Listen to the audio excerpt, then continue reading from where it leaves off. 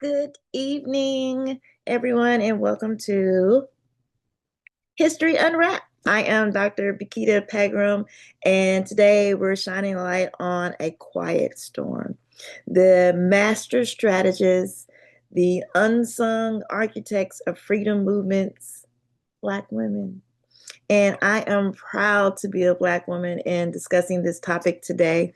Quite often, we are not given the credit in being a part of history, a part of movements, starting movements.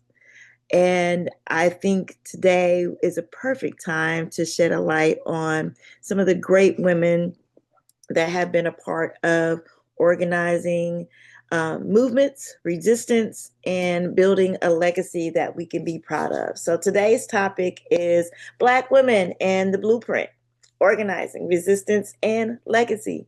How Black women have always led the way, seen or unseen. One of my favorite feminists is Bell Hooks. I have read quite a few of her books and didn't really know about her growing up at all. I found out about her during my graduate program at Prairie View A&M University. And the first book that I read was about love.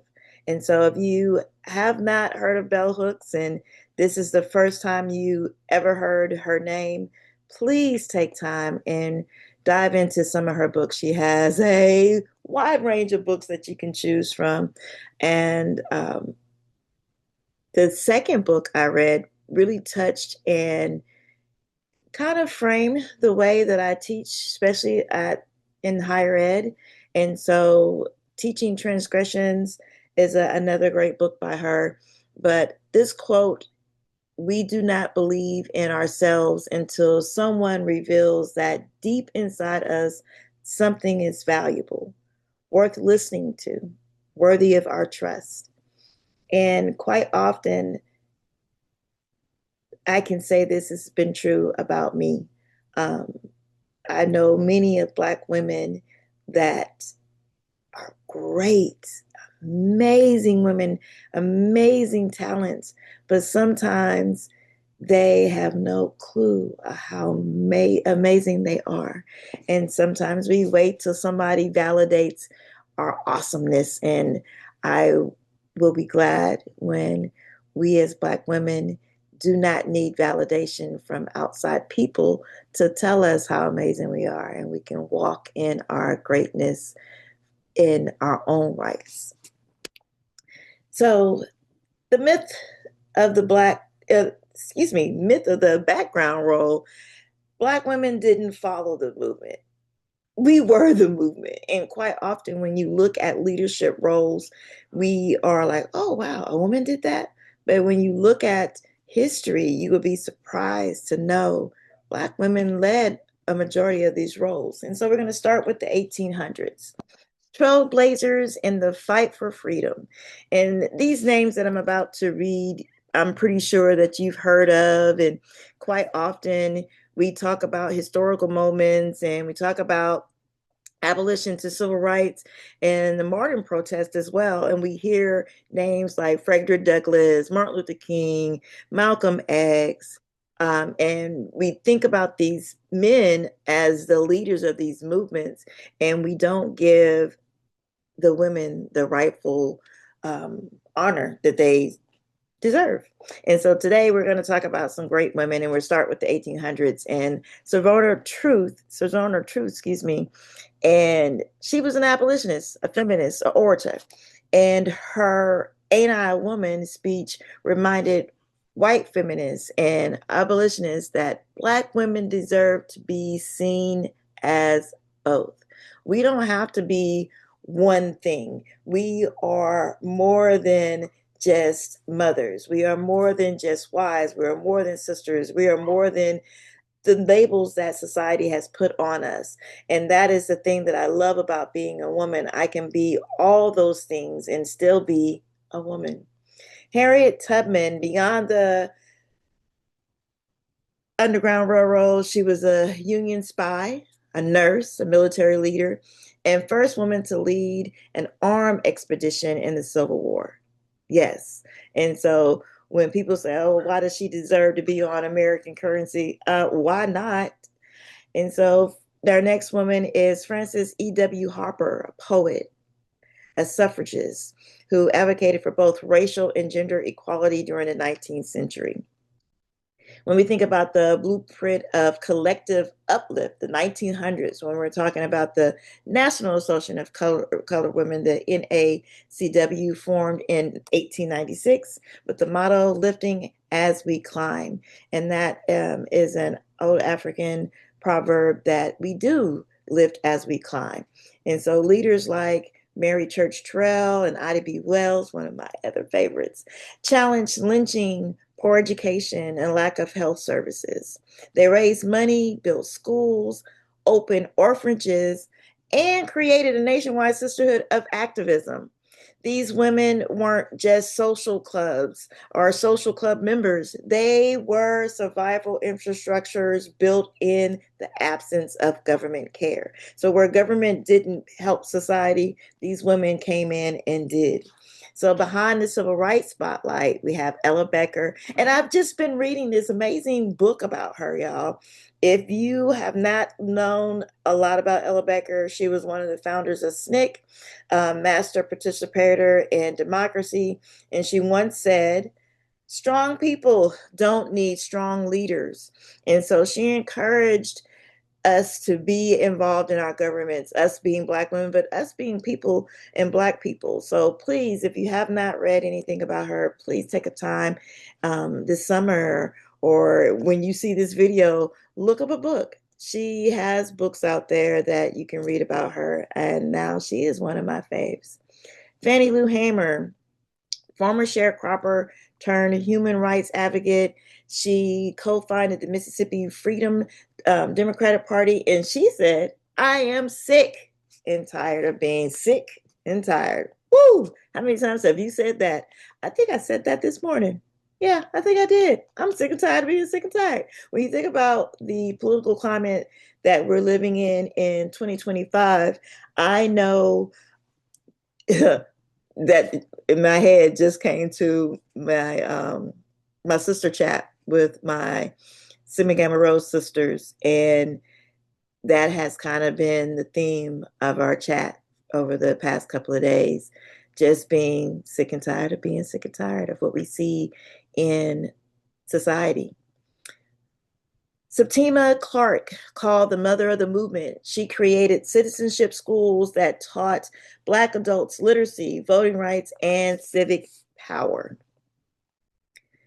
This beautiful woman is Shirley Chisholm. A lot of people gave Barack Obama the credit of being the first person to even run for president. I can't get my words out. I'm thinking faster than I'm talking. But he wasn't. And when we think about Jesse Jackson, he wasn't. And so we can go back to this beautiful woman, and Shirley Chisholm ran for president, and she had some momentum. But because of the time period and because she was a Black woman, she fought many of challenges. And she has a wonderful movie on Netflix played by Regina King. If you have not seen it, it is popcorn worthy. So Shirley Chisholm, we pay homage to you. Naming of intellectual labor. And Black women were also theorizing justice long before it was named. Shirley Chisholm, who I just showed you, but there are many women that labored intellectually. It wasn't just a matter of staying in the kitchen and doing your little clubs. It was us being active. And again, I mentioned my sorority that I am a proud member of, Sigma Gamma Rho, was started by a beautiful set of women at Butler University, right across from the KKK office, and they fought to make Sigma Gamma Rho a thing. And they fought to give us a space as Black women, Black educators, to organize and to empower. And I thank you. So Anna Julia Cooper said, only Black women can say, when and where I enter, the whole race enters with me. Woo! Think about that. As a Black woman, when we fight for equal rights for Black women, who does not benefit? You can't name one person that does not benefit. And so Black women should be celebrated, and not just by other Black women, not just by Black men, but all genders and all races. Audre Lorde, oh my gosh, I love me some Audre Lorde, gave us the radical language in self care as resistance. Taking care of yourself is resistance. I follow this Instagram page that is Rest Resistance. That hustle model, hustle till you die, that is out. We are taking care of ourselves so that you can resist. Bell Hooks again, Kimberly Crenshaw built the foundation of intersectionality, helping us understand how race, gender, and class collide, and they make us who we are. We are not just race. We are not just gender. We are not just what society puts on us as labels. We're all those things. And so when I look at myself, I am a wife, I am a Christian, I am a Black woman, but I am all those things at the same time. The blueprint for action today. This legacy continues in every modern movement. When we think about Black Lives Matter, it was founded by three Black women, and it carries on today. When we think about the Say Her Name movement, honoring Black women lost to police violence, led by Dr. Kimberly Crenshaw. Grassroots organizations, doulas, teachers, mutual aid organizers, mostly led by Black women, sustaining our communities when systems fall short. Call to action. Name them, teach them, speak the names of Black women leaders, past and present, in your homes, in your classrooms, churches, organizations. Make their work required reading, not a footnote, not a short blurb, but make it a whole class. Make it a whole lecture. Make it a life. Make it a framework for organization. The second thing that we can do is support Black women's work. Donate to grassroots organizations, doulas, authors, educators, organizers, podcast hosts led by Black women. Pay them for their expertise, amplify their initiatives. This is not a competition amongst Black women, but we should be supporting each other, uplifting each other. We should be our loudest support system, clapping and yelling and saying the names that need to be uplifted. Mentor and uplift the next generation. Black women have always lifted as they climb, mentor young girls, offer support, help the next generation with the knowledge that we have. Student activists and create intergenerational bridges. When you see that Black woman, you say, girl, why you got that bonnet on in Walmart? Don't just criticize her or gossip. Talk to her.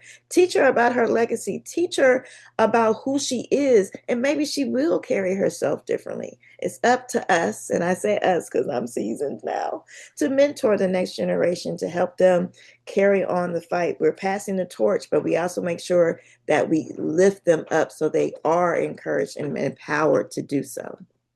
So, in closing, we do not believe in ourselves until someone reveals that deep inside us something is valuable, worth listening to, worthy of our trust.